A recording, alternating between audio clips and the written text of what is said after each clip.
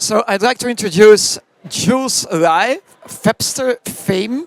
Can I already say fame, Jules? Because obviously the platform is just around, and it hasn't been, it hadn't been finished last year when I met you in Cannes last year, right? Yes, yes. Last year it was. I think it was more like I had a massive idea of freeing up the film market, freeing up the film industry, to give creators a chance to empower themselves to tell their stories again. The problem I saw at the time was that the big blockbuster films, they obviously have their outlet, the major streaming platforms. But the indie films, every year it got worse and worse. I would go to Cannes and time again. People saying you can't find funding, and there's streaming. Something called minimum guarantees is how much money the streaming pays for your film up front. They were getting smaller and smaller. So at the time, I had a solution, but it wasn't finished. But now, 1 year later, I've come up. I believe all the pain points in the film industry has been solved by Fabstir. And what would those points be? Well, one of them is, how do you value a film? Now, at the moment, we value only a monetary value. It's how much it makes at the box office. But there's no capture of how much difference it makes to us as human beings. What stories are we trying to tell? What country or culture does it engage? There isn't anything like that at the moment. So at Fabstir, we've come up with an idea, or now an implementation, of capturing that value. And we use something called the blockchain to do that. So all our software has built-in social media, which means that you can capture that engagement. You can see how much a film affects a community. It doesn't matter what part of the world. You've got that as evidence you can show to major distributors to say, look, I know it's from some back alley country in the world, but this has a real meaning and following for those people from that part of the world. And they would really be, you'll be spreading that to other parts in that country as well. And here's the actual blockchain values to show the potential of that film. So how do you interpret that blockchain data?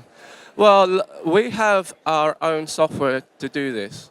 We actually allow any creator to stream direct to their local community, their audiences, and we capture those figures in blockchain, and we present it to for our UI. But because it's on blockchain, it's called a trusted system. What you put on blockchain cannot be rewritten, deleted. It's actually real data that software puts on there as well. And if you don't believe our UI, you can go to third-party tools to check to make sure that this person paid for this film at this time, at this value. So you can get real monetary data as well as engagement. We can say, this person posted a message about this film at this time, as well as capturing relationship between filmmakers and their audience, their fans. For example, being able to tell them they've bought not just the film, because we have other revenue streams, they bought our collection of movie posters, or they bought a clip about the behind the scenes making of that film, the impact it had on its community. So we can capture all that information, additional information, which, because on the blockchain, it can be trusted. And then other distributors, major distributors, can see that and say, okay, yeah, well, we want to buy that now. So it's a two-way street, in other words. When a filmmaker, shows to a major platform the value with real analytics, then they start selling that film. It's almost a bit like viral. If you go TikTok, it's all about viral videos, but it's not for professional productions. You're not going to earn anything on that. But on Fabstir, we have a built-in payment system where every filmmaker gets paid at the same time as the platform that's streaming the film. The reason why this is so important is because now, at the moment, platform gets some money for subscriptions and users, and they don't want to pay anyone after that because, hey, they're a walled garden, right, a lot of them. And the information is key for other businesses, like the film production house, because how do you plan your business? If you're not given that data, it's impossible to know how much you even earn. But on Fabstir, we capture that. We capture the payment. The payment is not 6 months or a year down the line. It's immediate. Payment is immediate. It's real-time payment. So what that means is that there's no way intermediaries in between. There's no one taking your value away from you. So someone watches the film, more than a quarter or a fifth, if it's a subscription model, that we do that. The platform gets paid, and the filmmaker gets paid at the same time. So it's a trustless, honest, fair system. So how come not more people are doing this, or not more corporations are doing this? Well, because the technology is pretty new. Blockchain has been around for a while. Some of the tools, for example, being able to pay for your film using credit and debit cards, it's normal money. It then getting converted into digital money behind the scenes. That's only recently come about. And also, I believe compliance, the legal side of it, a lot of countries try to protect their industry. So there's been a lot of fight, especially in America, the past 4 years on any type of Web3 project. But now the government is pro-crypto, if that's the right word, and are pushing through a stablecoin bill. For you out there, stablecoin is a digital version. If it's a US stablecoin, it's a replica of it's the same value of the real coin, the US dollar. So that means that behind the scenes, everything gets converted to a stablecoin, and that's how you get the speed of transaction. And then when you withdraw the money, it gets converted back to your local currency.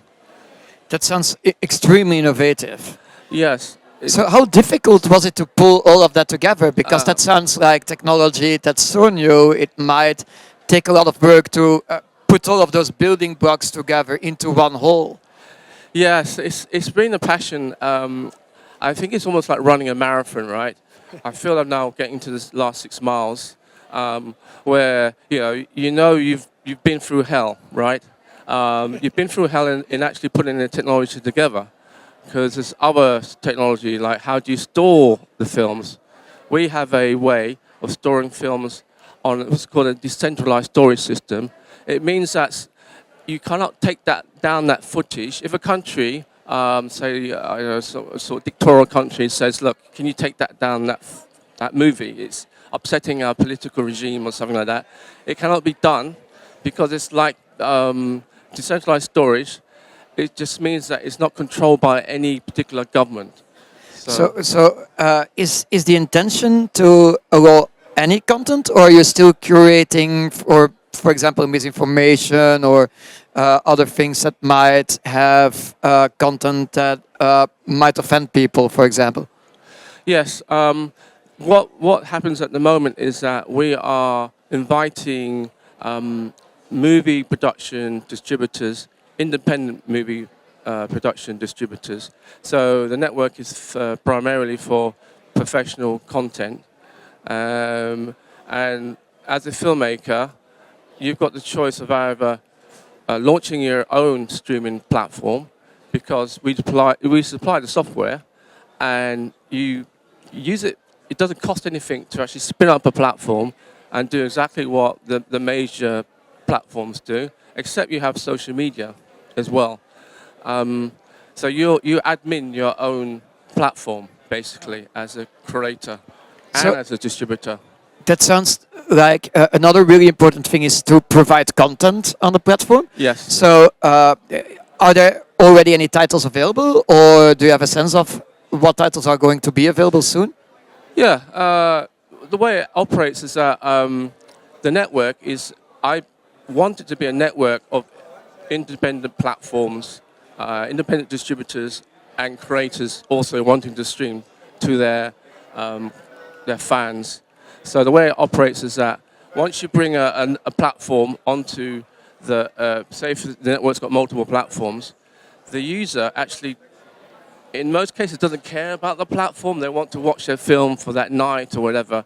So we have AI search, which allows you to actually just if it's a beautiful scenery film, slow build up with a twist, it'll find the film or list of films that match the meaning of what you typed in. Now, it won't find it for just a particular platform. It'll search our network for all the platforms that have content like that. So you'll get a list of that, and then you can actually look at that film. Do you want to, perhaps you've already got subscription with that platform, and then you can watch it, or perhaps it's a new platform, and they do not just subscription, but buy and sell. You can go and buy it. So, and all the platforms make Fabstir stronger. So they bring their customers onto the network, and it's almost like a snowball effect. But you've got to remember that the key about Fabstir is that every platform has its own community. So that unlocks really the type of storytelling, the type of cultural significance a film has. It doesn't have to be a blockbuster. It could be a documentary about a particular issue around the world, or it could be just stop frame animation, because you build your own community. There's probably many people around the world wish there were more stop frame animation films.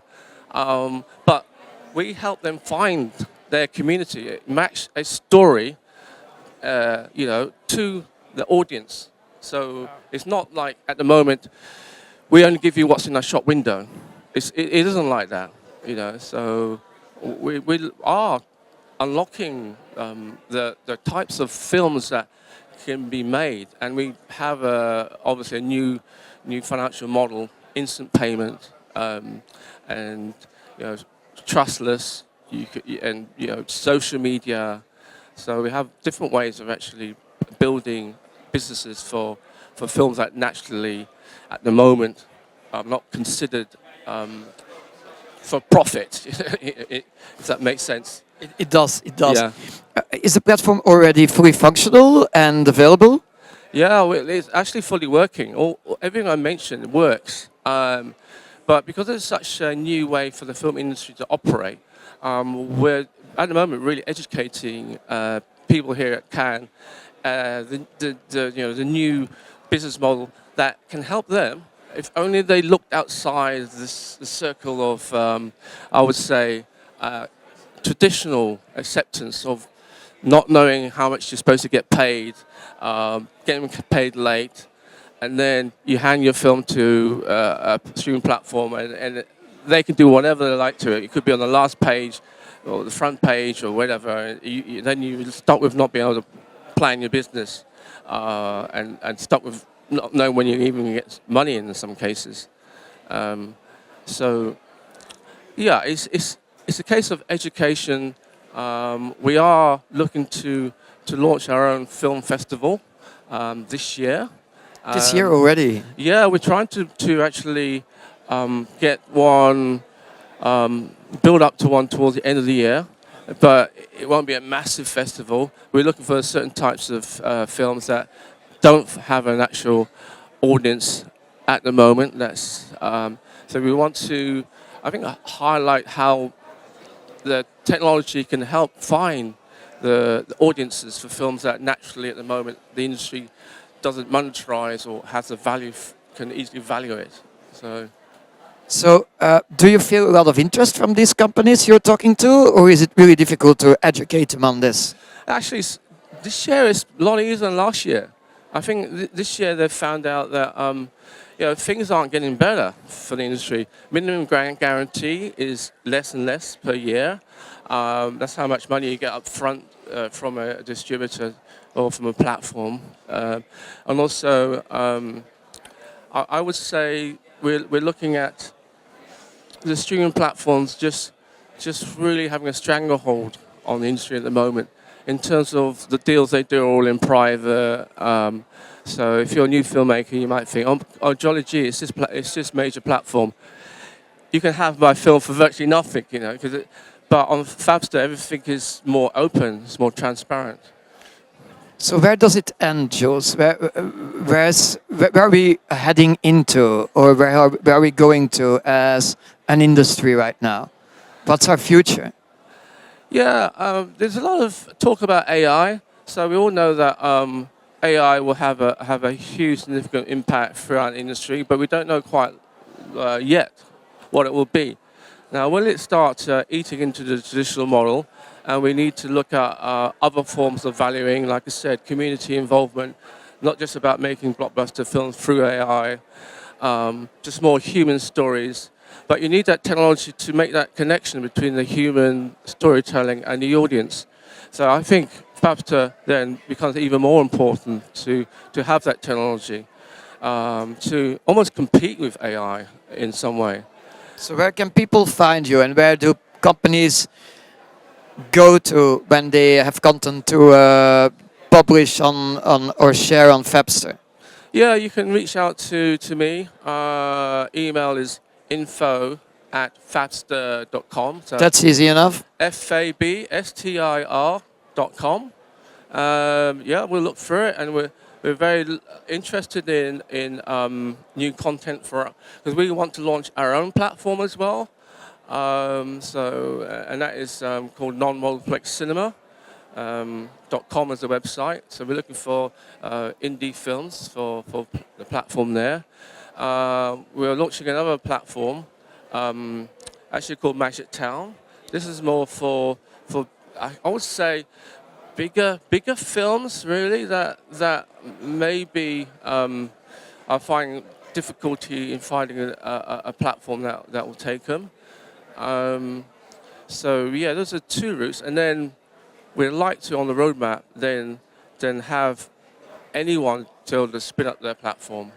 So, yeah. Thank you so much. So if you're a movie company, or if you'd like to find content in a very different, maybe very personal way, and a far different way than you've been used to, that's the place where you need to head to. So Fabstir.com. Yeah. Thank you so much, Jules. Thank you.